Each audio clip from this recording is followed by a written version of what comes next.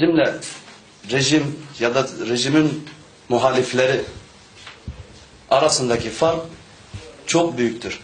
Şu an onların elinde her türlü, hatta yeni yapı silahlar bile var. Yeni yaptıkları silahları bile Türkmen halkımızın üstünde, Türkmen halkımızın kanına tecrübe ettiler. Ama Allah'ın izniyle inşallah biz Allah'tan sürekli şunu diliyoruz: ayaklarımızı sabit kılsın. Onların silahı, füzesi, genlerin inancınca genlere faydası olur. Bize faydası, zararı olmaz inşallah.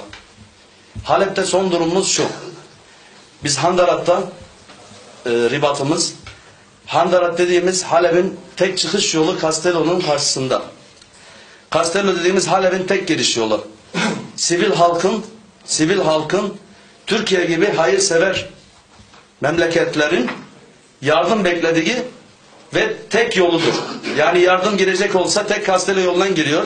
Şu an orada da bütün teröristlerin göz koyduğu tek yol Halep'in nefesini kesmek. Tamamen nefesini keser.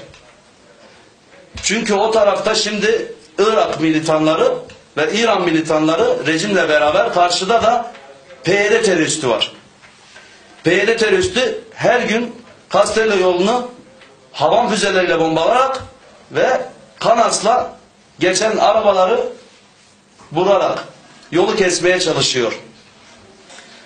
Türkmen mücahitlerimizin Allah'a şükürler olsun oradaki direnişleri de belli. Aynen erkekçe namusunu, köyünü, toprağını korumaya çalışan kırsalda bulunan mücahitlerimiz gibi.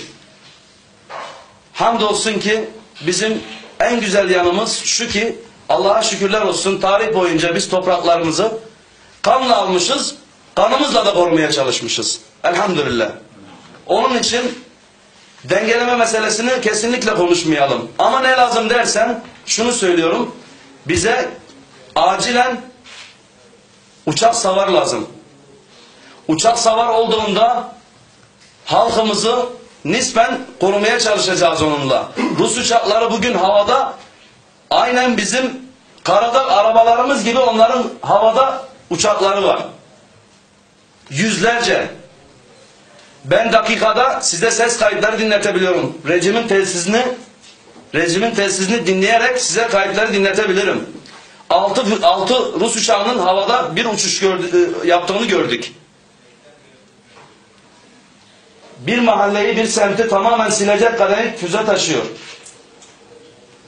Ona karşı Türkmen mücahitlerimiz elindeki basit ferdi silahlar diyoruz, keleşle, o tür şeylerle karşısında durmaya çalışıyoruz.